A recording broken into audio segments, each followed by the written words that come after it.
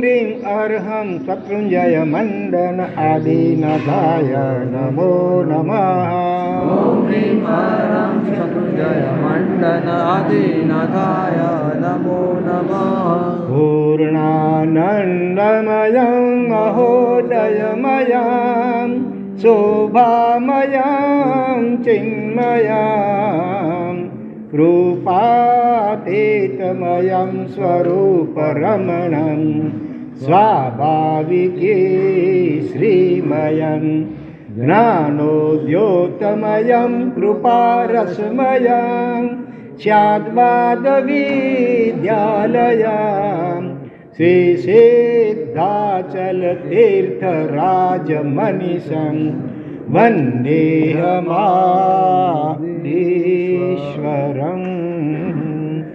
आदिमं पृथिवीनाथमादिमं निष्परिग्रहम् आदिमं तीर्थनाथं च ऋषभस्वामिनं स्तुमः। नमस्कार समो मंत्र शत्रुञ्जय समो गिरि वीतराग समो देवो न भूतो न भविष्यति। છેલ્લા 5 દિવસથી શત્રુંજય તીર્થ સોહામણું એ શીર્ષક હેઠળ પ્રવચનમાળા ચાલુ છે. આજે એનો 5મો છેલ્લો દિવસ છે. ગત દિવસોમાં આપણે શત્રુંજય ગિરિરાજના મહિમાને દર્શાવતા કેટલાય પ્રાચીન તેમજ અર્વાચીન દૃષ્ટાંતો પણ વિચાર્યા. શત્રુંજય લઘુ કલ્પનો પણ આપણે ભાવાર્થ વિચાર્યો. ગઈકાલે તો આપણે અનેક અર્વાચીન વર્તમાન કાળના શત્રુંજય ગિરિરાજના એકથી ચડે એવા વિશિષ્ટ આરાધકો, જેમાં અનેક કચ્છી શ્રાવક શ્રાવિકાઓના દૃષ્ટાંતો પણ આપણે જોયા. અને આજે હવે આપણે છેલ્લે ઉપસંહાર કરવાનો છે. આજનો દિવસ એટલે કાર્તિક પૂર્ણિમાનો પરમ પવિત્ર દિવસ, ચાતુર્માસનો અંતિમ દિવસ. આજના દિવસનું મહત્ત્વ કેટલાને ખબર છે? આંગળી ઊંચી કરો ભાઈઓમાંથી. આજે કોણ ગિરિરાજ ઉપરથી કેટલી સંખ્યામાં મોક્ષમાં પધાર્યા? આંગળી ઊંચી કરો ભાઈઓમાંથી. કેટલાને ખબર છે? બસ બસ, 2-4 આંગળી ઊંચી ખાલી.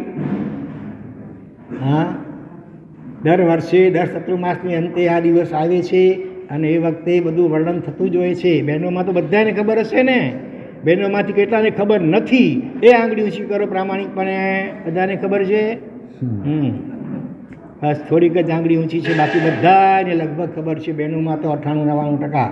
ધન્યવાદ. આજના દિવસે બોલો ઠાકરસિંહભાઈ, બોલો. દ્રાવિડ અને વારીખીલ કેટલા? 20 કરોડ નહીં, 10 કરોડ મુનિવરો સાથે મોક્ષમાં પધાર્યા. ક્યાંથી? સિદ્ધાચલમાં તીર્થ ઉપરથી 10 કરોડ મુનિવરો સાથે. તો એ દ્રાવિડ અને વારીખીલનું દૃષ્ટાંત આપણે એકવાર સંક્ષેપમાં જોઈએ. તો દ્રાવિડ અને વારીખીલ એટલે કોણ હતા? ઋષભદેવ ભગવાનના પૌત્ર હતા. ઋષભદેવ ભગવાનની દીક્ષા લીધી ત્યારે એમના 100 પુત્રો, દરેકને અલગ અલગ રાજ્ય વહેંચી આપ્યું. એમાં દ્રવિડ નામના જે પુત્ર હતા એને પણ રાજ્ય વહેંચી આપ્યું. અને એ દ્રવિડ રાજા પણ આગળ જતાં દીક્ષા લે છે. એ દીક્ષા લેતા પહેલાં એમના જે 2 પુત્રો દ્રાવિડ અને વારીખીલ, એમાં દ્રાવિડને મુખ્ય રાજ્ય સોંપે છે. મોટા દીકરા હતા એટલે. અને વારીખીલને પણ કેટલા? 1 લાખ ગામડા. તો વિચાર કરો, એ કેટલું રાજ્ય મોટું હશે. મુખ્ય રાજ્ય તો મોટા દીકરા દ્રાવિડને આપ્યું છે, નાના દીકરા વારીખીલને લાખ ગામનું રાજ્ય આપ્યું. પણ આ જો કસાયો કેવો ભાગ ભજવે છે. ચોથો આરો હતો ઋષભદેવ ભગવાનના. આ બંને પૌત્રો હતા. એમાં મોટા ભાઈ દ્રાવિડને થયું કે મારા પિતાશ્રીએ મારા નાના ભાઈ વારીખીલને આટલા બધા લાખ ગામડા આપી દીધા અને એ રીતે મારું રાજ્ય આટલું ઓછું થઈ ગયું. હકીકતમાં તો સંપૂર્ણ રાજ્ય મને જ મળવું જોઈએ. આ અનાદિકાળની સ્વાર્થ વૃત્તિ અને લોભ કષાય જીવને આવી વિચારણામાં ખેંચી જાય છે. અને પરિણામે દ્રાવિડે શું કર્યું? વારીખીલ પહેલાં તો માગણી કરી હશે કે ભાઈ મને આપી દે તારું રાજ્ય, પણ એમ કોઈ થોડું આપે. અને આખરે બંને વચ્ચે યુદ્ધ થાય છે. અને એ યુદ્ધ પણ પાછું કેટલા વર્ષ ચાલ્યું? કેટલા વર્ષ ચાલ્યું? 12 વર્ષ સુધી યુદ્ધ ચાલ્યું. કોઈ હારતું નથી, કોઈ જીતતું નથી. અને 12 વર્ષના યુદ્ધમાં બંને પક્ષના ટોટલ તો 10 કરોડ સૈનિકો બંને પક્ષે હતા. એમાંથી 5 કરોડ સૈનિકોની કુંવારી થઈ ગઈ. અને પછી અમુક સમય સાંજના યુદ્ધ વિરામ હોય, પહેલાંના કાળમાં સૂર્યાસ્તથી માંડીને સૂર્યોદય સુધીમાં યુદ્ધ ન થાય એવી નીતિ હતી. અને ત્યારે સૂર્યાસ્ત સમયે એ દ્રાવિડ રાજા આજુબાજુમાં જંગલમાં ફરવા માટે નીકળ્યા છે. અને ત્યાં કેટલાક તાપસોનો એમને તાપસ એટલે ઋષભદેવ ભગવાનની સાથે જે 4000 રાજાઓએ રિક્ષા લીધી હતી.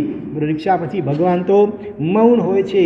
હવે સાધુને કેવા આહાર પાણી કલ્પે ન કલ્પે એ કશું ખ્યાલ નહોતું. અને પરિણામે એમાંના કેટલાક બધા શું બની ગયા?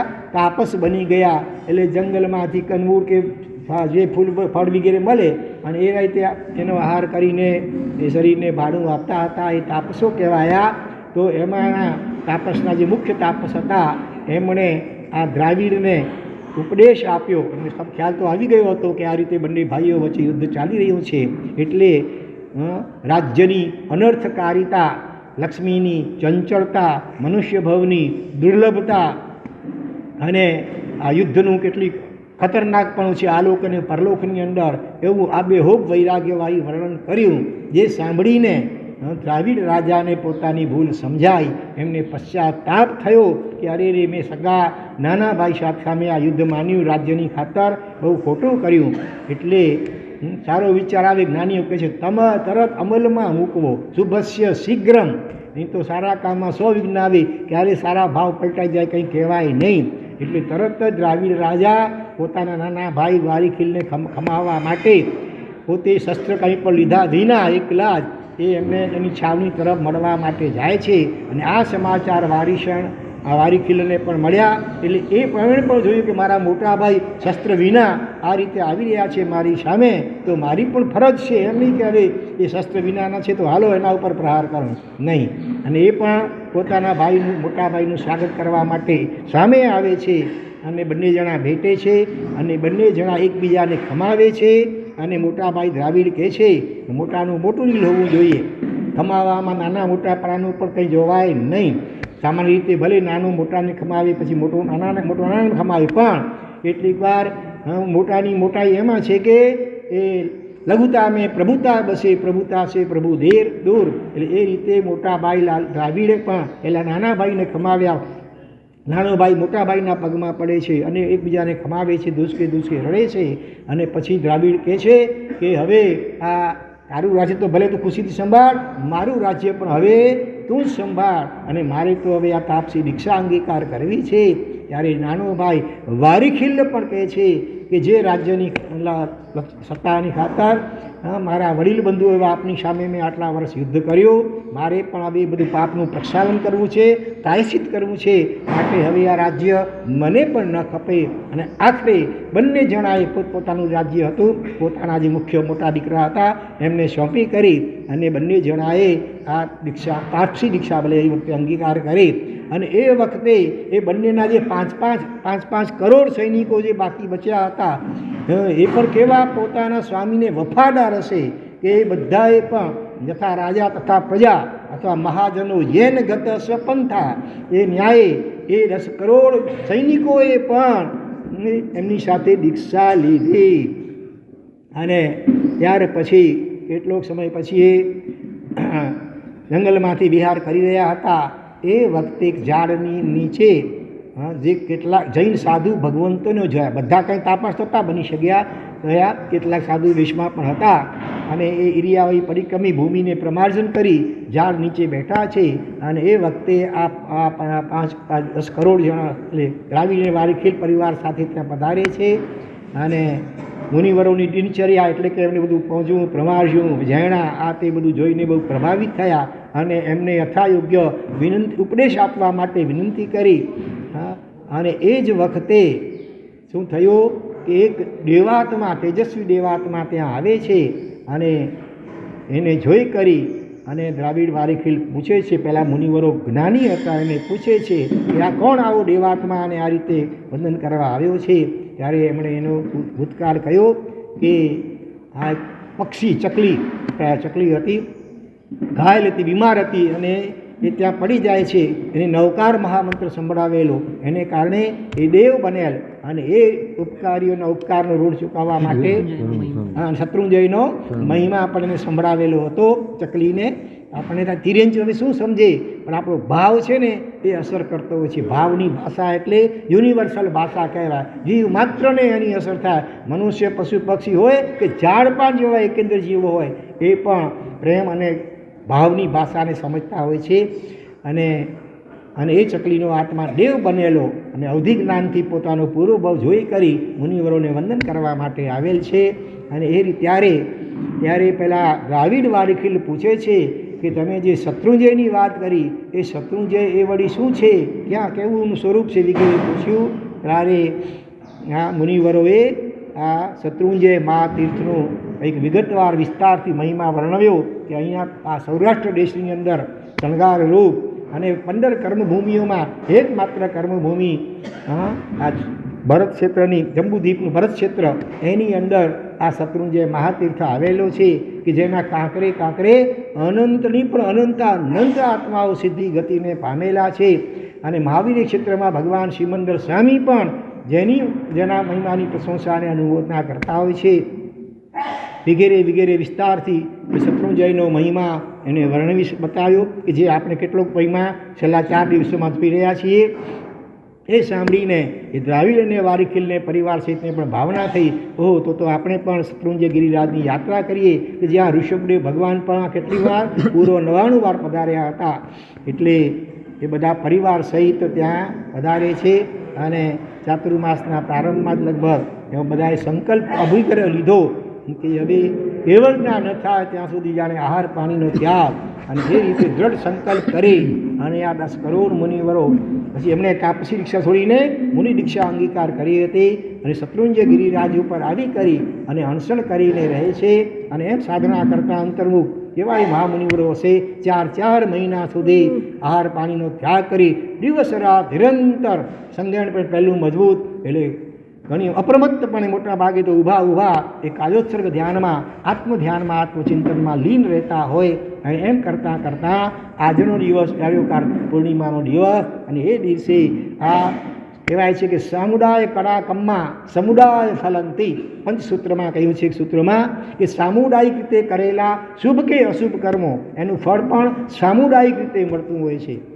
આજે આ કાળ એવો છે કે સામુદાયિક પાપ કરવાના સાધનો ખૂબ વધી ગયા છે. ટીવી, ઇન્ટરનેટ, મોબાઈલ વગેરે દ્વારા અમુક કોઈ દ્રશ્ય એવા હોય, લાખો કરોડો લોકો એકી સાથે જોતા હોય અને મારામારી કે એવા પ્રકારના જે કંઈ દ્રશ્યો હોય, અને દાખલા તરીકે કોઈકને ફાંસી, ભલે કોઈ આતંકવાદી ભલે કાં ન હોય અને એની ફાંસી થઈ હોય અને એ સમાચાર કરોડો લોકો જુએ અને રાજી થાય કે અનુમોદના કરે, તો અનુમોદનાને કારણે એ કરોડો લોકોનું એકી સાથે એવું પાપ કરવું બંધાઈ જાય.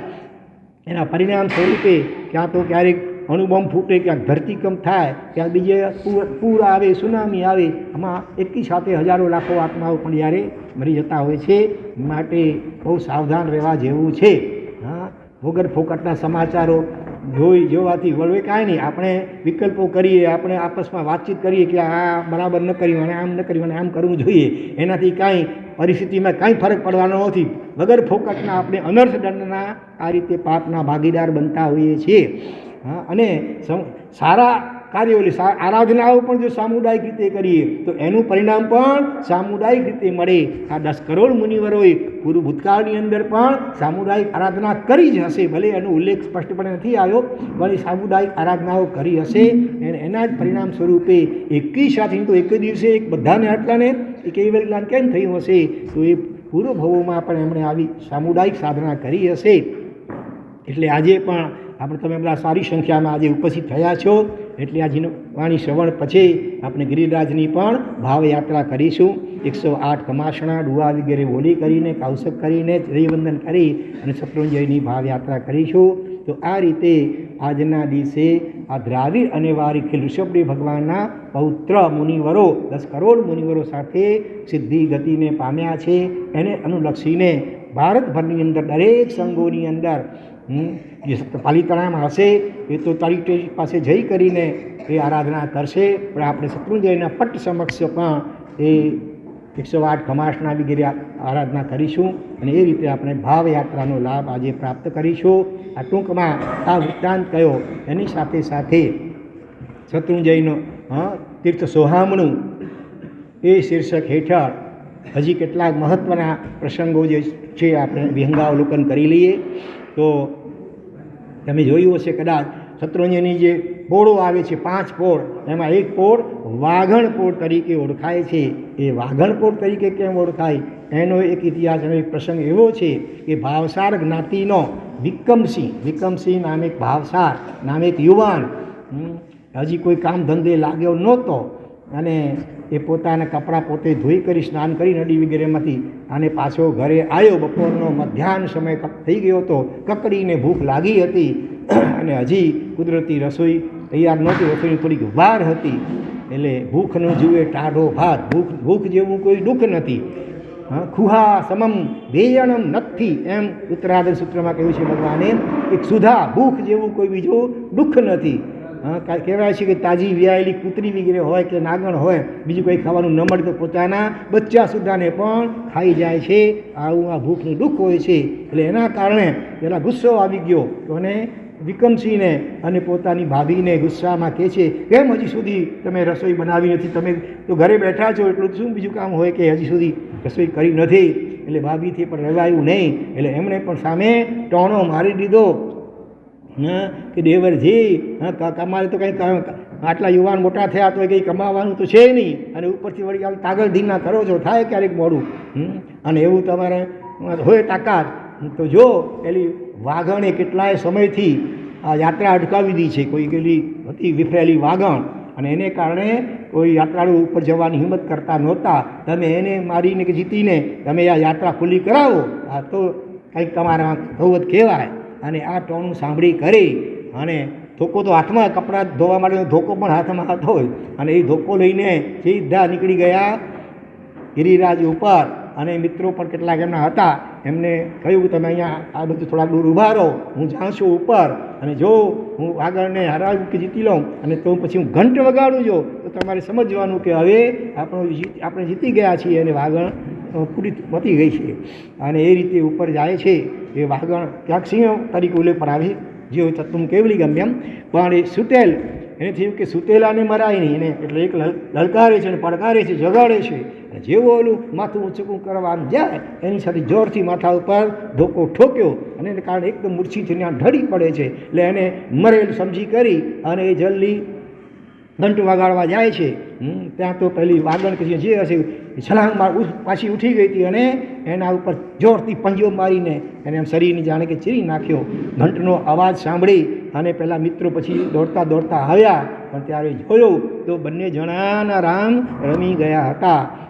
પણ આ રીતે એ વિક્રમસિંહે, એટલે વીર વિક્રમસિંહ કહેવાય, વીર વિક્રમસિંહે એ વાગણનો પરાજય કરી અને શત્રુંજયની બંધ થઈ ગયેલી યાત્રાને ચાલુ કરી. એના માનમાં, એની સ્મૃતિમાં ક્યાંક લીમડાના ઝાડ નીચે લગભગ વીર વિક્રમસિંહનો પાળીઓ પણ છે. તમે ઘણાએ જોયું પણ હશે, ન જોયું હોય તો હવે જ્યારે પણ યાત્રા કરવા જાઓ ત્યારે પહેલી રામપોળ ને પછી બીજી પોળ આવે છે, એની બાજુ બહાર હાથીપોળની સામે, બરાબર, હાથીપોળની સામે ત્યાં તમે પૂછા કરજો ને ખ્યાલ ન આવે તો એ વીર વિક્રમસિંહનો પાળીઓ, એટલે દિવાલમાં જ આમ કોતરેલ છે. તો આવા તો અનેક બલિદાનો અનેક લોકોએ ગિરિરાજની રક્ષા અને યાત્રા ચાલુ રાખવા માટે આપેલા છે. તમે જ્યારે અડધે રસ્તે પહોંચો ત્યારે શું બોલો, આવ્યો હિંગળાજનો હળો, કેળે આથડીને ચડો. તો એ હિંગળાજ નામ છે ને ઉપરથી પડ્યું. મૂળ તો હકીકતમાં હિંગુલ નામનો એક રાક્ષસ હતો, એ પણ મિથ્યા દૃષ્ટિ હતો, યાત્રાળુનો પરેશાન કરતો હતો. એટલે કોઈક સંતે આરાધના કરીને અંબિકા દેવીને પ્રત્યક્ષ કર્યા અને અંબિકા દેવીએ નમસ્કાર કરીને કંઈક પોતાને સેવા કાર્ય બતાવવા માટે જણાવ્યું. ત્યારે સંતે કહ્યું કે આ રાક્ષસ જે પહેલો યાત્રાળુને પરેશાન કરે છે, તમે એ પરેશાનીને દૂર કરી આપો. એટલે અંબિકા દેવી સમર્થ છે અને પહેલાં હિંગુલ નામના રાક્ષસનો પરાજય કરીને કરે છે. એટલે મરી તો ન શકે, દેવતાનું આયુષ્ય સ્વાભાવિક પૂરું થાય ત્યારે જ થાય, એનું નિરુપક્રમી આયુષ્ય હોય છે, પણ એને એકદમ અધમો જેમ કે મરણતોલ જેવો કરી નાખ્યો. એટલે પહેલાં હિંગુળદેવે રાક્ષસે માફી માગી અને એમને વિનંતી કરી કે એક કામ કરો, એક કૃપા મારા ઉપર કરો, હવેથી હું કોઈ યાત્રાનું હેરાન નહીં કરું, પણ આજથી તમે મારા નામથી ઓળખાવ. દરેક જીવને પોતાના નામનું તો મોહ હોય જ છે. એટલે એ રીતે અંબિકા દેવીએ સ્વીકાર્યું. ત્યારથી અંબિકા દેવી હકીકતમાં છે અંબિકા દેવી નેમિનાથ અને ગિરનારના અધિષ્ઠાયિકા, અને ત્યાં હિંગળાજ માતા તરીકે ઓળખાય છે. બાકી મૂળમાં અંબિકા દેવી છે. પછી અંગારશા પીરનો પણ જરા ઇતિહાસ જોઈ લઈએ. પાટણ પાસે કુણઘેર નામનું ગામ, એમાં દશા શ્રીમાળી ભાણસી સોની નામે ભાઈ રહે, અને એની પત્નીનું નામ હતું કોડાઈ. અને એના રૂપમાં મોહાઈને ત્યાંનો જે સુબો હતો પાટણનો એ વખતનો, અને એણે જબરજસ્તીથી એને પોતાના અંતઃપુરમાં પૂરી નાખી. રાજાની આગળ કોઈનું કંઈ ચાલતું નથી.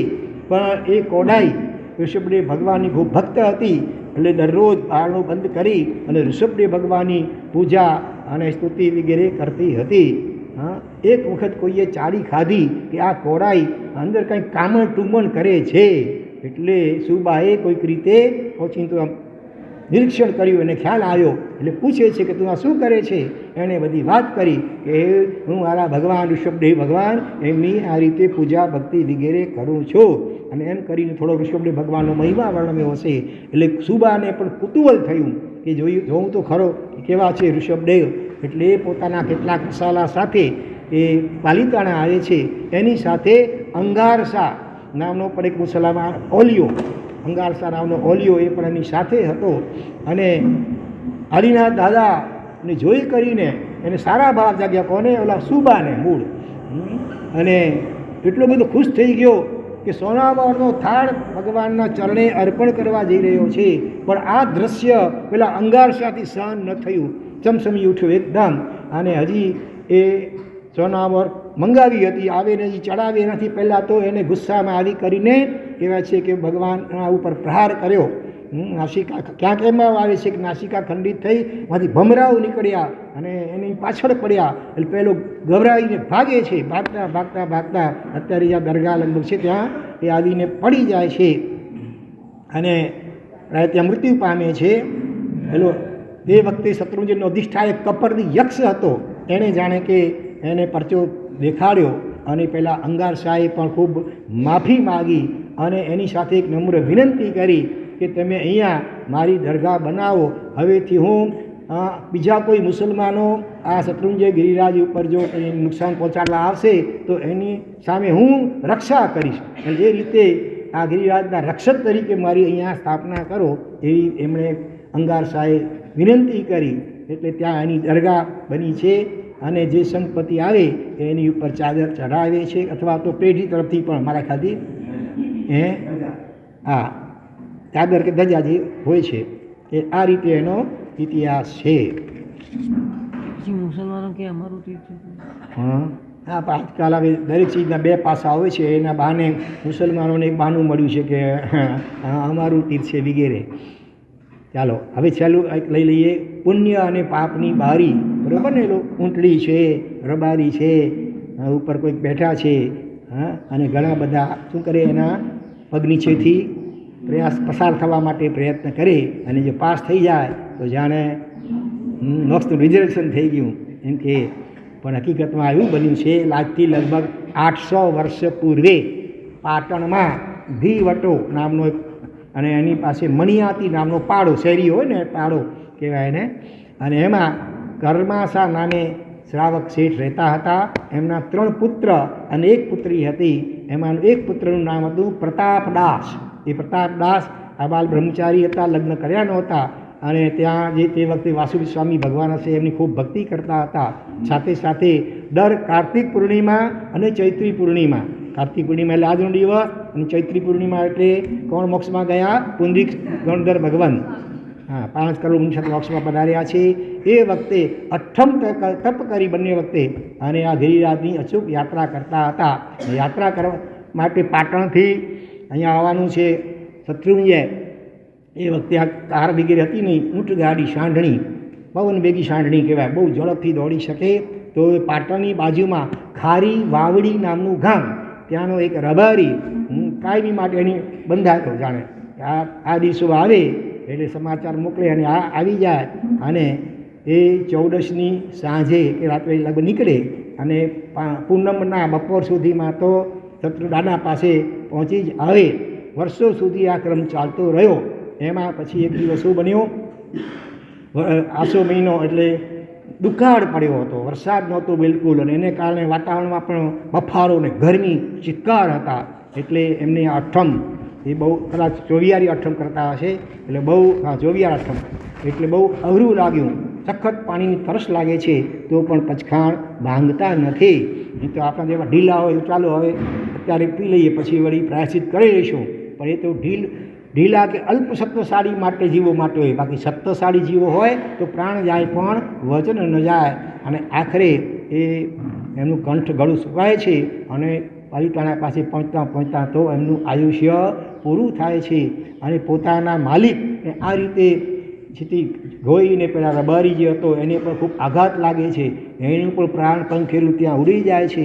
અને આ દ્રશ્ય જોઈને પેલી જે ઊંટડી હતી એને પણ ખૂબ આઘાત લાગ્યો કે મારા માલિક આ રીતે જતા આવ્યા બંને જણા, એટલે એનું પણ આયુષ્ય કુદરતી ત્યાં જ પૂરું થયું. ત્રણેય જણા આમ થોડી જ વારની અંદર એકી સાથે પરલોક સિધાર્યા. એટલે આ પ્રસંગની સ્મૃતિ માટે એ વખતના સંગે કે વડીલોએ ભેગા થઈ કરી અને આ શિલ્પ ઊંટડી પેલો રબારી અને ઉપર બેઠા છે પ્રતાપદાસ શેઠ, અને લોકો પછી અહીંયા આવતા રહે એટલા માટે પછી આ રીતે પુણ્ય અને પાપની બારી તરીકે એ ઓળખાવા લાગી ગયો.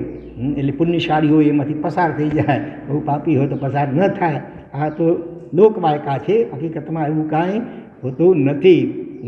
પાપી જીવ હોય ભલે અને આમ જો સિંગલ બોલ્યું તો નીકળી પણ જાય, તેથી કરી કંઈ એનો મોક્ષ નક્કી થઈ જાય એવું ન સમજવાનું. પણ મૂળ તો આપણે આ જોવાનું છે કે ચોવિયારો અઠમ કરી અને દર આ કારતક અને ચૈત્રી પૂર્ણિમાના દિવસે ઠેઠ પાટણથી આ શેઠ નિયમિત રીતે આવતા હતા અને ખૂબ સારી રીતે દાદાની ભક્તિ કરતા હતા. બરાબર. અને હવે આ તીર્થનો અધિષ્ઠાયક જે કવળ યક્ષ અથવા કપરડી, મૂળ શબ્દ કપરડી યક્ષ, પછી અભ્રંશનું નામ પડ્યું છે કવળ યક્ષ. એનો સંક્ષેપમાં ઇતિહાસ જોઈએ. ક્ષિતિપુર નામનું નગર, એમાં કુવિંદ નામે વણકર રહેતો, કપડાં વણનારો વણકરનું નામ હતું કુવિંદ.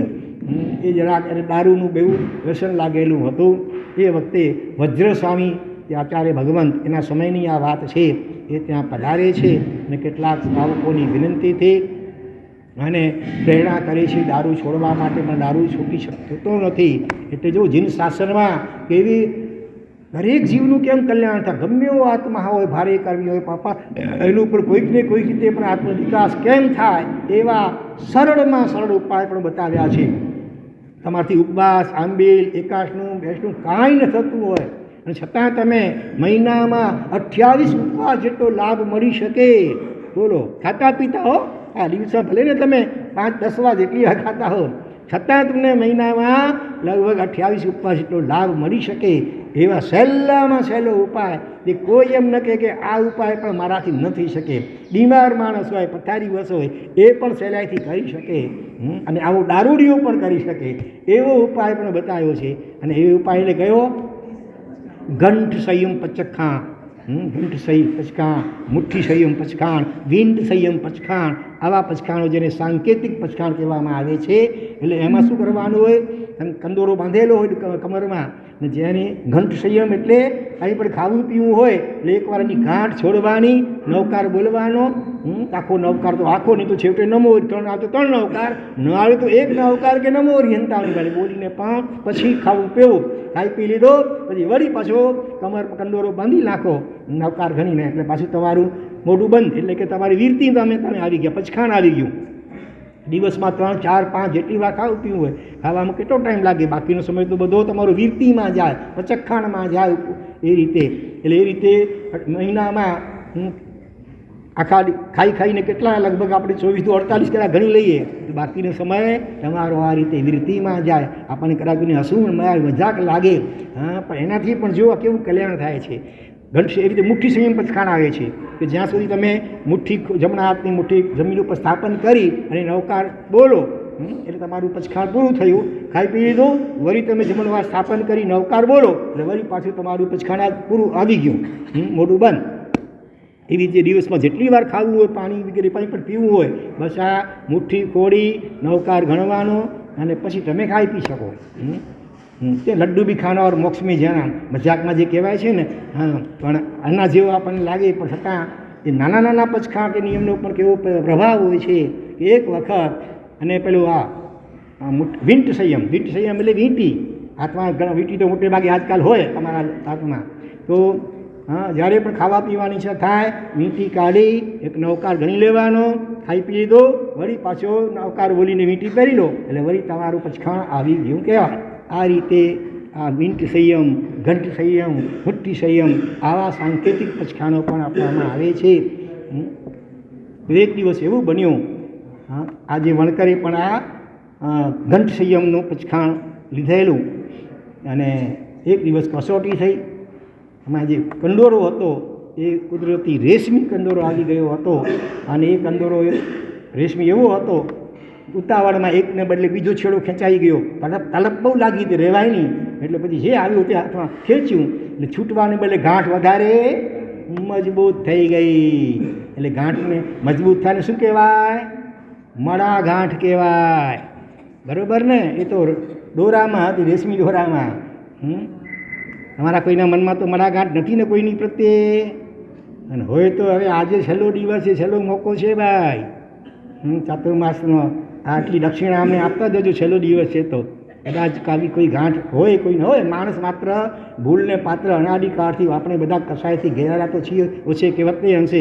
જો ઋષભદેવ ભગવાનના પૌત્ર પહેલાં દ્રાવીને વારીખીલ સગા ભાઈઓ વચ્ચે પણ યુદ્ધ થયું, તો તમારા વચ્ચે કંઈ થાય એમાં કંઈ આશ્ચર્ય નથી, પણ સમજણ મળે એટલે પછી એ ગાંઠને છોડી નાખવી જોઈએ. અને એ જો ગાંઠ અકબંધ રહી જાય તો કેન્સરની ગાંઠ કરતાં પણ આ વૈર વિરોધ અબોલાની ગાંઠ છે ને એ બહુ ખતરનાક. કેન્સરની ગાંઠ તો એક વખત મારશે, પણ આ વેરઝેરની ગાંઠ તો ભવોના ભવો સુધી, ક્યારેક તો અનંત ભવો સુધી એ પરંપરા ચાલ્યા કરે વેરની. એટલા માટે ખાસ કોઈને સપ્તાહ ભલામણ છે, આજના દિવસે ચાતુર્માસનો જ્યારે છેલ્લો દિવસ અત્યારે છે, અને તમે તો તમારા સંઘવતી જેઠાલાલભાઈએ ગઈકાલે કે પરમ દિવસે ક્ષમા યાચના કરી હતી, પણ આજે તમે આટલી સારી સંખ્યામાં ઉપસ્થિત છો ત્યારે અમારા 5 જણા વતીથી લગભગ 8 મહિના થવા આવ્યા. ચોમાસાથી પહેલાં લગભગ આમની ચૈત્રી હોળીથી પણ પહેલાં અમારું અહીંયા આગમન થયું હતું. તો આ સમય દરમિયાન જાણતા તો કોઈ ખ્યાલ આવ્યો નથી કોઈને મંડળ થયું, પણ અજાણતા એવું કંઈ થઈ ગયું હોય, તમારી ખૂબ ભાવના હવે લાભ લેવાની, ગોત્રી મહારાજ સાહેબ પધારો પધારો વિનંતી તમે કરતા હો છો, બહુ સારી વાત છે. પણ અમારા મહાત્મા બધા એટલા વૈરાગી જોરદાર છે, આંબિલ ચાલતા હોય કોઈના અસંયોજિત. આ મહાત્મા મારા પ્રેમરત્ન મારા હમણાં છેલ્લા કેટલા દિવસથી 2 દ્રવ્યથી આંબિલ કરે, એકાશનું કરે કે આંબિલ કરે. કયો અસંયો? રોટલી, દાખલા તરીકે આંબિલ હોય તો રોટલી આંબિલની અને મગની દાળ બસ વાફેલી, તે પણ ભેગું નહીં કરવાનું. પહેલાં એટલી બધી રોટલી જેટલી ખાવાની એટલી બધી રોટલી ટુકડા કરી ચાવી, પાણી ભેગું ન વાપરે હો, પાણી પણ નહીં. હા, ખાલી કોરી રોટલી આંબિલની, એક ટુકડો કરી ચાવી બધી વાપરી જાય, ત્યાર પછી ખાલી એકલી દાળ થઈ જાય. આવા બધા અમારા મહાત્માઓ છે. હમણાં બિહાર છે જ્યારે લાંબા, અહીંથી મુંબઈથી પાછું દંતાણીને કચ્છને જવાનું છે. એટલે મને એમ થયું કે મારું તો ફરજ છે ને વડીલ તરીકે ભાઈ એ બધાની ખ્યાલ રાખવો જોઈએ. એટલે વ્હીલચેર અત્યાર સુધી તો અહીંયા મુંબઈથી આવ્યા પગે જ આવ્યા, કોઈ વ્હીલચેરનો ઉપયોગ કર્યો પણ નથી મારા સિવાય. એટલે પણ વ્હીલચેર મંગાવી પેલા બધા મહાત્મા એમ કે આમને પણ ઢીચરમાં દુખાવો રહેતો હતો, હજી પણ રહ્યા કરે છે. તોય પણ કે નહીં, મુંબઈ સુધી તો અમે કમસે કમ પગે ચાલીશું, પછી આગળ જોઈશું. હમણાં તો હવે વ્હીલચેરનો ઉપયોગ કરવો જ નથી. આ બધા મહાત્મા અમારા એમ જ કહે છે બોલો હવે. એટલે આવા બધા ખાખી મહાત્માઓ છે. એટલે એને કારણે આંબિલ હોય, થોડી નવ આંબિલ સળંગ ચાલતા હોય, હોડીઓ ચાલતી હોય, અથવા તો 4 દ્રવ્યના એકાશના કરે તો સાદા રોટલી, દાળ, ભાત અને શાક, બસ 4 દ્રવ્યના. એ તો જોકે મેં એમને ક્યારેક આલોચના રૂપે પણ આપેલું હોય. તો સાદા 4 દ્રવ્ય આપે. તમે તો મિષ્ટાને પેલો ફરસાણ ને ફ્રૂટ ને આ બધાનો લાભ લેવાની ભાવના હોય, અને એ બધું કંઈ લઈ શકાયું ન હોય. મહારાજની ગિરી હતા, મહારાજ અને તમારે અસંતોષ રહ્યો હોય અને એને કારણે મન દુઃખ કંઈ થયું હોય, બીજો તો ખાસ કોઈ નિમિત્ત અમને યાદ આવતું નથી. વ્યાખ્યાનમાં પણ બનતા સુધી તો કોઈ કઠોર શબ્દનો પ્રયોગ લગભગ થતો નથી, છતાં અજાણતા કંઈક થઈ ગયું હોય અથવા બીજું નહીં પણ ટાઈમ થોડો વધારે થઈ ગયો હોય ક્યારેક વ્યાખ્યાનમાં, બરાબર, એના કારણે તમારું સિંહાસન ઊંચું ઊંચું થતું હોય થોડું અને કદાચ કંઈ થયું હોય મન દુઃખ, હા, અથવા અન્ય કોઈ રીતે પણ, તો એ બદલ અમારા પાંચે જણા વતીથી અમે ફરી હાર્દિક મિચ્છામી દુક્કડમ. તમે બધા તો એટલા ભાવનાશીલ છો કે માફી આપશો એમાં સવાલ જ નથી. હા, ખૂબ તમારી લાગણી, ભાવના, અને એમાં પણ જેઠાલા ભાઈ તો કોણ જાણે 25 મને લાગે અત્યાર સુધીમાં આગામી ચાતુર્માસ જાહેરમાં 25 વાર ઓછામાં ચાલે રોજ લગભગ વિનંતી કરી જ નાખે કે મહારાજ એક ચોમાસું ભલે કચ્છમાં કરી આવો, પણ પછી વળી બીજું ચોમાસું નવઠાણા થાવ તમે, એટલે બીજું ચોમાસું વળી પાછું રેવલાલીને અચૂક લાભ આપજો. આ તમારા બધાના આવા નાના મોટા બધાના આવા સુંદર ભાવોની અમે ખૂબ ખૂબ અનુમોદના કરીએ છીએ. તો અહીંયા શું વાત હતી? પેલો હા ગાંઠ, બરાબર ને? હા, હવે હોય તો વરાવી દેજો, બીજું કંઈ ન પડતા આ ગાંઠ હોય તો વરાવી દેજો, જેથી કરીને અમે વિહાર કરીએ છીએ રસ્તામાં ક્યાંક ખાડામાં ક્યાંક, અને એનું વિસર્જન કરી દાટી દેવાય, બરાબર ને? ઓલો ઘણીવાર વરઘાડ ઉતારે ને ઓલો ભૂવો હોય, હા, અને શું કરે ધૂણે, અને પછી ભૂત પ્રેતને હોય ને શીશીમાં પૂરી નાખે, એવા મંત્રી તંત્રિકો હોય છે, અને પછી જઈને ક્યાંક સ્મશાનમાં કે ક્યાંક દાટી આવે ખાડો કરીને, એટલે પછી ઓલો તને હેરાન કરી શકે નહીં.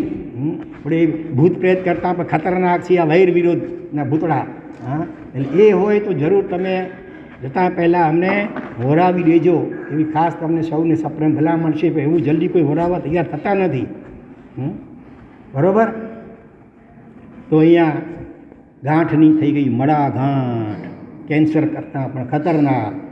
અને કોઈક મિત્રે એને કહ્યું કે ભાઈ હવે કાપી નાખ દોરો, કારણ કે ટાઈમસર મળે નહીં ને એની જે વ્યસનની વસ્તુ, એટલે માણસ એકદમ મૂંઝાય, ચક્કર આવે, બહુ ગભરામણ થાય. એટલે મિત્રે કહ્યું છે કે કાપી નાખ. આ વણકર એવો નીકળ્યો કુબિંદ નામનું, કુબિંદ વણકર, કે નહીં મારા સાહેબે મને ગાંઠ છોડવાની પ્રતિજ્ઞા આપી, છોડી નથી, મને ગાંઠ કાપવાની વાત નથી. એટલે મક્કમ રહ્યો. ઘણી તકલીફ ઘણી શરીરમાં મનમાં થાય છે, પણ તોય પણ નિયમને વળગી રહે છે, નિયમ તોડતો નથી, અને આખરે એનું આયુષ્ય પૂર્ણ થાય છે. અને જિંદગીમાં દારૂડિયો હોય એટલે બીજા કેટલાય પાપ થયા હોય, છતાં પણ આ નાનકડો નિયમ ઘંટ સંયમનો અને પ્રાણના ભોગે પણ એને વળગી રહે છે. એટલે કહેવાય છે ધર્મો રક્ષતી રક્ષિત. આપણે કટોકટીના સંજોગોમાં પણ ધર્મના નિયમનું રક્ષણ કે પાલન બરાબર કરીએ તો અવસરે ધર્મ પણ આપણું અચૂક રક્ષણ કરે છે. અને આવો અઠંગ દારૂડિયો, ચેઇન સ્મોકર, જેમ ચેઇન ડ્રિંકર કહી શકીએ અને એ પણ શું આવો ક્ષત્રિય મહાન ગિરિરાજ, એનો અધિષ્ઠાયક યક્ષ બને છે, દેવ બને છે, કપરદી યક્ષ. અને કપરદીનું અપભ્રંશ એટલે કવડ યક્ષ, કવડ યક્ષ અભિરામ, એ કપરદી યક્ષ. તો એક વખત એવું બન્યું કે વજ્રસ્વામી જે એમના ગુરુ હતા, અને તે વખતે કોઈક બીજો દુષ્ટ દેવતા એ યાત્રાળુઓને કે સંઘને હેરાન કરતો હતો. એ વખતે વજ્રસ્વામીએ મંત્ર સાધના દ્વારા આ કપરદી યક્ષને પ્રત્યક્ષ કર્યો. કપરદી યક્ષે નમસ્કાર કરીને કહી ફરમાવો, શી સેવા આપની હું કરી શકું? તે વખતે વજ્રસ્વામીએ એને કહ્યું કે આ પેલો દેવ જે છે એ સંઘને અને યાત્રાળુઓને પરેશાન કરે છે, એનું તું નિવારણ કર. એટલે આ કપરદી યક્ષે પહેલાં દુષ્ટ વેંતરદેવ બીજો જે હતો એને બગાડી દીધો પોતાની શક્તિથી. અને ત્યારથી વજ્રસ્વામીએ પછી એ કપરદી યક્ષને શત્રુંજય ગિરિરાજના અધિષ્ઠાયક તરીકે એની ખાસ સ્થાપના કરી. એટલે જ્યારે શાંતિનાથ ભગવાનનું દેરાસર ત્યાં ઉપર ચૈતન્ય કરીને બહાર નીકળો એટલે ત્યાં જ સામે છે ને કવડ યક્ષની ડેરી છે, બરાબર? તો આવા તો કેટલાય પ્રસંગો હજી ઘણા બાકી છે. શત્રુંજયના જે ઉદ્ધારો થયા, ઇન્દ્રોએ ઉદ્ધાર કર્યા, કર્માશાહના ઉદ્ધાર, જાવરશાહનો ઉદ્ધાર, ઘણા પ્રસંગો બાકી છે. એ બધું અગ્રે વર્તમાન, બરાબર? જેના આજ્ઞા વિરુદ્ધ કંઈ પણ બોલાયું હોય તો હાર્દિક મિચ્છામિ દુક્કડમ. ઓમ શાંતિ શાંતિ શાંતિ. ત્રણેય લોકના સર્વે જીવોનો કલ્યાણ મંગલ અને શીઘ્ર મોક્ષ થાઓ. એવી મંગલ ભાવના પૂર્વ. હવે આજે જ્યારે ઘણા બધા નવા ચહેરાઓ તમે બધા દેખાઈ રહ્યા છો, ઘણા એવા ભાગ્યશાળીઓ છે કે કદાચ પર્યુષણ સિવાય ભાગ્યે જ તમે આ ભાવના કદાચ હશે તો પણ નહીં આવી શકે આવો સંજોગ વસાત, એટલે છેલ્લે પણ કંઈક પ્રસારી આપી દઈએ ને પ્રભાવના યાદગીરી રૂપે, બરાબર. તો આમ તો અમે રોજ નવકાર ગણાવતા હોઈએ છીએ, પણ આજે જરા અલગ રીતે, એટલે કે ત્રણેય લોકમાં ઉપર ઉર્ધ્વ લોકની અંદર જે દેવતાઓ વગેરે છે, મધ્યલોક મનુષ્ય લોકની તીર્છાલોકની અંદર મનુષ્યોને તિર્યંચીઓ પશુ પક્ષીઓ વગેરે જીવો છે, અને નીચે અધોલોક કે પાતાલોકની અંદર સાતે નરકના અસંખ્ય નારકી પરમાધામી દેવો ભવનપતિ વિંતરના ભવનો અને નગરો વગેરે છે. તો એ ત્રણેય લોકના બધા જેટલા વ્યવહાર રાશિમાં આવી ચૂકેલા જીવો બધા સાથે ભૂતકાળના અનંત ભવોની અંદર આપણા બધા એનો અનંતવાર દરેક પ્રકારનો વ્યવહારિક સંબંધ થઈ ચૂકેલો છે. અહીંયા ખાલી આટલામાં આપણે બધા બેઠેલા છીએ ને, આપણા દરેકના એક દાખલા તરીકે હું લઈ લઉં, મારી સાથે તમારા બધાએનો ભૂતકાળના અનંત ભવોની અપેક્ષાએ દરેક પ્રકારના વ્યવહારિક સંબંધોથી આપણે જોડાઈ ચૂક્યા છીએ. માતા તરીકે, પિતા તરીકે, ભાઈ તરીકે, બહેન તરીકે, પતિ તરીકે, પત્ની તરીકે, નણંદ, ભોજાઈ, સાસુ, વહુ, દેરાણી, જેઠાણી, અડોશી, પડોશી, શેઠ, નોકર, ભાગીદાર, આવા દરેક સંબંધોથી આપણે બધા એકબીજા સાથે ભૂતકાળના અનંત ભવોમાં જોડાઈ ચૂકેલા છીએ. ત્રણેય લોકના સર્વે જીવો આપસમાં. તો દરેક જીવનો આપણા ઉપર ઋણ છે, ઉપકાર છે. એ ઋણને આંશિક રીતે પણ અદા કરવાની ભાવનાથી દરરોજ સવારે ઉઠીને પહેલું કામ શું કરવાનું? આ કરવાનું છે કે આપણા ઉપકારી એવા આપણા કુટુંબીજન છે, આપણા માતા પિતા છે, આપણા હિતેચ્છુ છે, અને એ બધાના કલ્યાણ મંગળને મોક્ષની ભાવના સાથે એક નવકાર ઉર્ધ્વલોકમાં મુદ્રાઓ પૂર્વ સહિત, બીજો નવકાર મધ્યલોકમાં, ઉર્ધ્વલોકમાં ઠેઠ સિદ્ધશિલા સુધી, અલોકાકાશ સુધી, બીજો મધ્યલોકમાં ઠેઠ છેલ્લું સ્વયંભૂ રમણ સમુદ્ર છે ત્યાં સુધી, અને ત્રીજો નવકાર ઠેઠ સાતમી નરકના પાતાળ સુધી. એ રીતે આપણે એવી ભાવના કે આ બધા જીવોનું જલ્દી કલ્યાણ મંગળને મોક્ષ થાઓ, અને આવી ભાવનાથી તો તીર્થંકર નામકરણ સુધા પણ નિકાસિત થઈ શકતું હોય છે ઉત્કૃષ્ટ કોટીના ભાવથી. તો એ રીતે ત્રણ નવકાર ગણવાના સવારે ઉઠીને, અને બની શકે તો રાત્રે સૂતા પહેલાં ઘરના બધા સભ્યો, બાળકો વગેરે સવારના સૂતા હોય, દરેકનો ઉઠવાનો ટાઈમ અલગ પણ હોય, પણ રાત્રે સૂતા પહેલાં બધા જો સભ્યો ભેગા થઈ કરી અને આ પ્રયોગ કરો તો નાના બાળકો વગેરેમાં પણ સારા સંસ્કાર પડે, બરાબર. એટલે એક નવકાર ઉર્ધ્વલોકમાં અત્યારે આપણે કરીશું, પણ સીધો નવકાર બોલવાને બદલે આપણે શું કરીશું? નવકારના એક અક્ષરને નમસ્કાર કરીશું. એક અક્ષરની પાછળ નમ શબ્દ જોડી અને આપણે નમસ્કાર કરીશું, જેથી કરીને નવકારને અક્ષરની ઉચ્ચાર સુધી પણ થઈ જાય. નહીં તો ઘણીવાર નમો આયરિયાણમ ભલે આરિયાણમ ય ખવાઈ જાય, પણ એક અક્ષરની પાછળ નમો જોડવાનો હોય, ત્યારે બરાબર ઉપયોગ પૂછવો પડે કે કયા અક્ષર પછી કયો અક્ષર આવે છે, બરાબર. બીજો નવકાર પછી આપણે મધ્યલોકમાં આવી રીતે બોલીશું કે એક અડધી બે અક્ષરો વચ્ચે અડધી પોણી સેકન્ડનો જગ્યા અંતર રહે, ફટાફટ નહીં બોલવાનું. નમો રી ત્રણ સિદ્ધાંત એમ નહીં, નમો અરિહંતાણમ, આવી રીતે આપણે વારાફરતી એક પદ બોલીશું.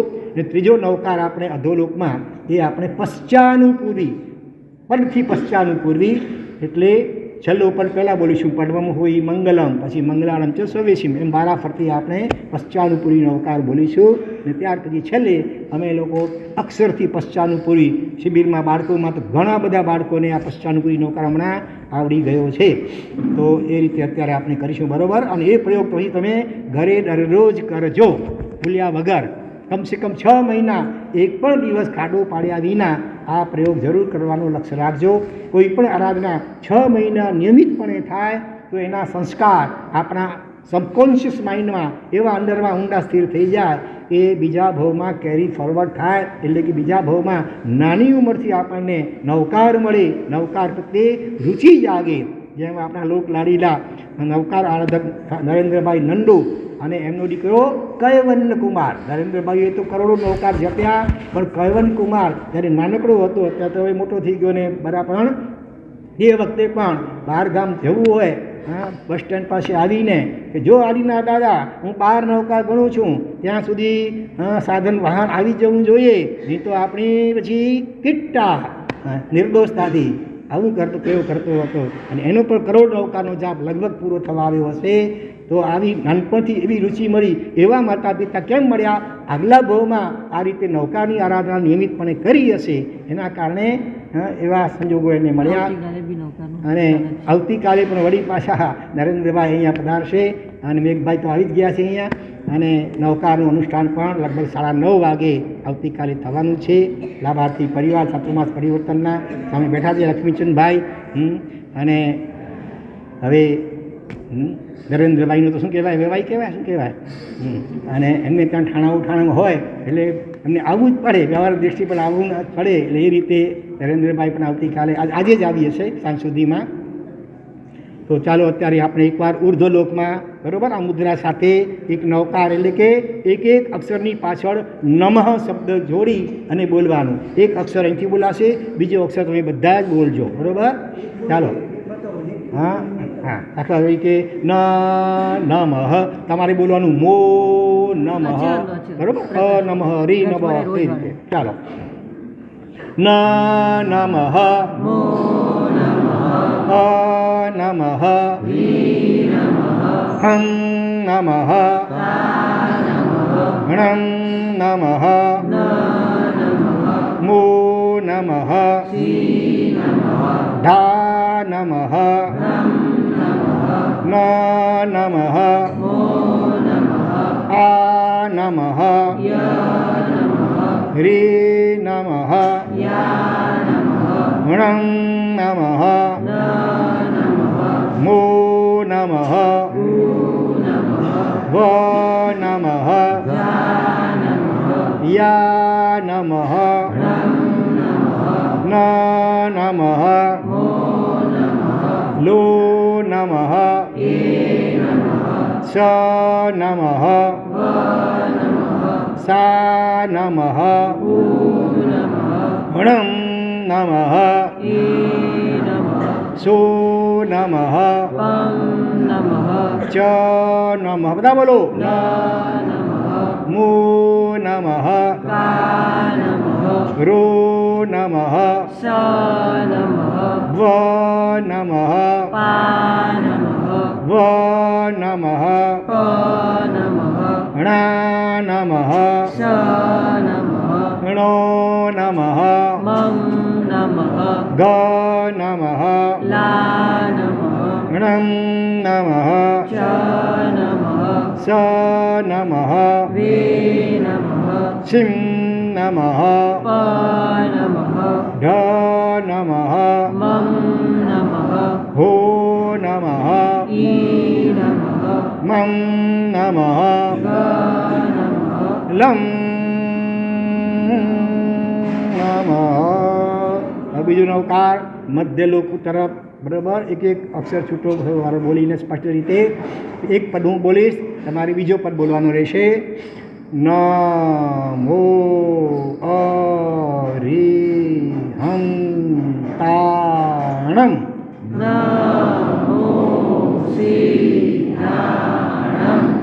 નમો આયરેયાણમ.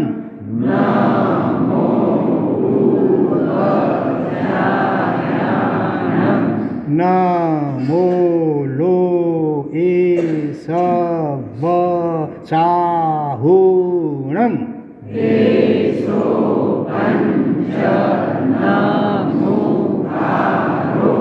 સવ પાવ પણાસણો.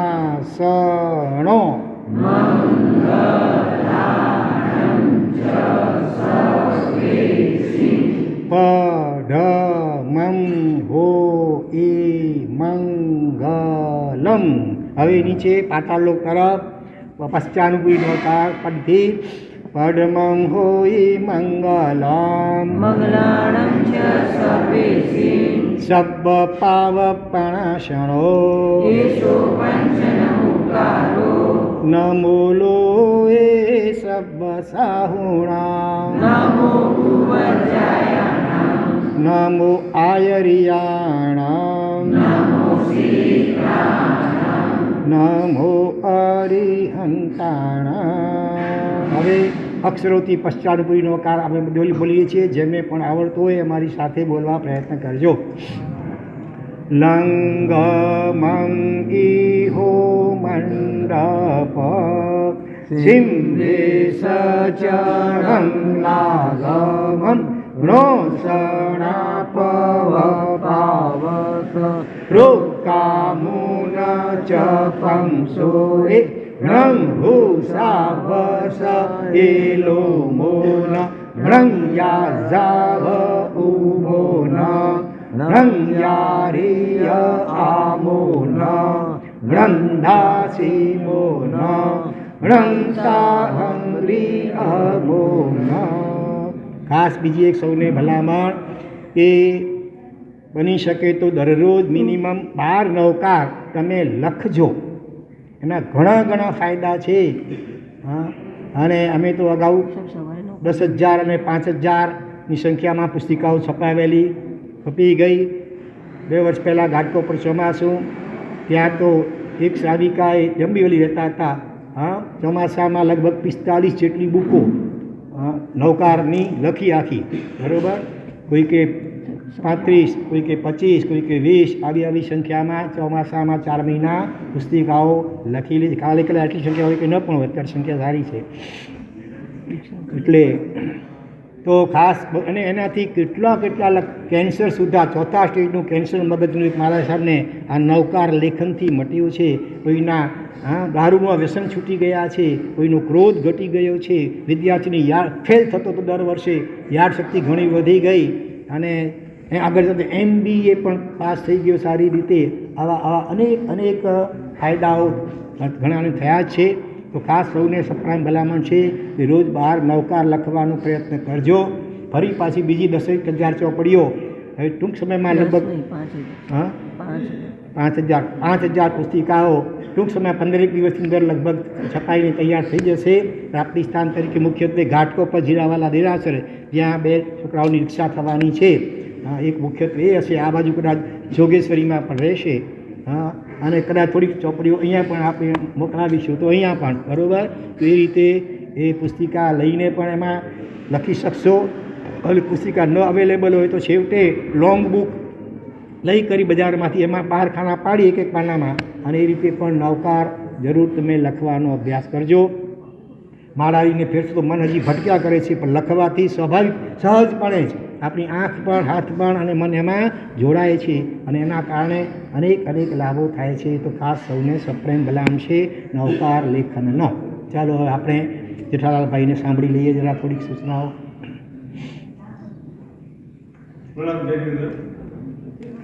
દેવલાલી નગરે શાંતિનાથ દાદા દરબારે સુવર્ણ સેમ ચાતુર્માસ શ્રી દેવલાલી સંતના એવા અહોભાગ્ય ખૂબ એવો પ્રબળ જ્યારે પુણ્ય જાગ્યો ત્યારે આવો સુવર્ણ ચાતુર્માસ દેવલાલી સંતને સહજ રીતે મળ્યો. દેવલાલી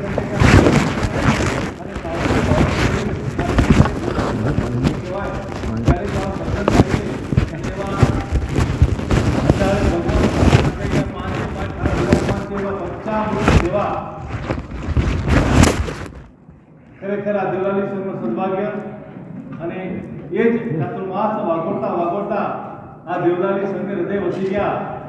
એવા દેવલાલી સંતના હૃદય સજાનંદી આત્મા સ્વરૂપી પ્રસમ રસનિધિ આગમ દિવાકર આચાર્ય ભગવાન.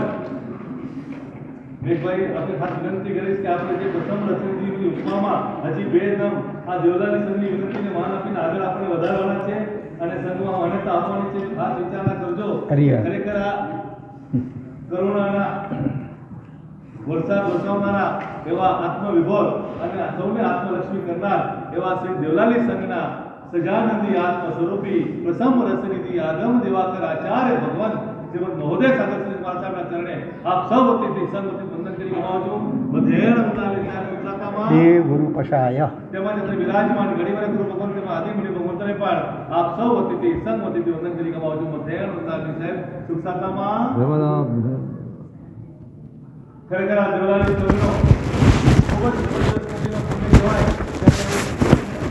મળ્યું ચાતુર્માસની અગાઉથી કરીને ચાતુર્માસની અગાઉ જ્યારે સાહેબ પધારણી થઈ દેવલાલી સંઘના આંગણે ત્યારથી જ એક નવા નવા સુંદર એવા આયોજનો આ સંઘના આંગણે પૂજ્યપાદ આચાર્ય ગુરુની નિશ્રામાં પ્રથમ લાભ ચૈત્ર માસની હોળીનો અને એમાં પણ ખૂબ નૂતન એવા આયોજનો થયા અને જ્યારે અચલ કચ્છમાં ક્યાં પણ ન થયું તો એવો 72 પરિપોષક સાથેનો પ્રથમ આયોજન ચૈત્ર માસમાં જ્યારે આપણો આ દેવલાલી સંઘના આંગણે થયો ત્યારે સુંદર મજાની 62 આરાધકોએ 72 પરિપોષકમાં જોડાયા અને ત્યાંથી શરૂઆત કરીને પૂજ્યપાદ આચાર્ય ગુરુની નિશ્રામાં એક રીતે નવા એવા સુંદર આયોજનો જ્યારે સમગ્ર આખા આપણે ભારતભરમાં આ આયોજન વખણાયું એવું પોષકનું આયોજન અને ત્યારબાદ શ્રી સંઘની 25મી 26મી ધજા રજત વર્ષ નિમિત્તે અને ત્યારબાદ જાજરમાસ ચાતુર્માસ પ્રવેશ એટલે 900ની સંખ્યામાં આ સુંદર ચાતુર્માસ પ્રવેશ અને પ્રવેશ બાદ ચાતુર્માસની એક આરાધનાઓની હારમાળા સુંદર વ્યાખ્યાન તપ આરાધનાઓ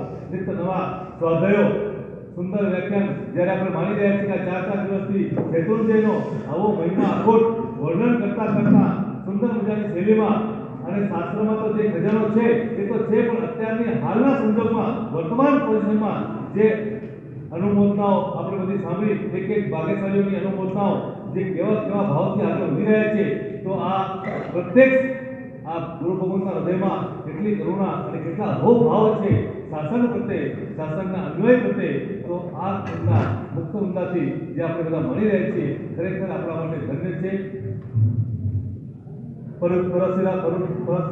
પરુષણ પરોધી રાજના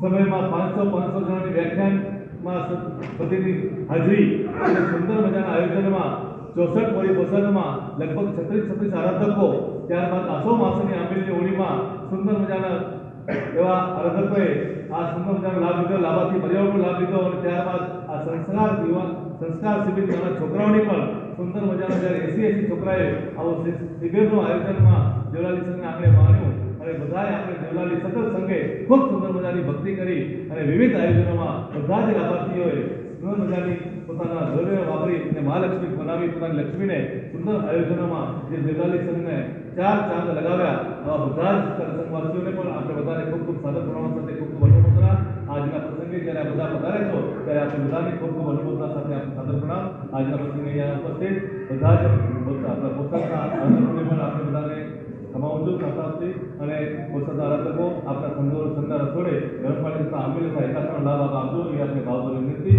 બધા જ પોતાના આધાર ખાતામાં ખૂબ ખૂબ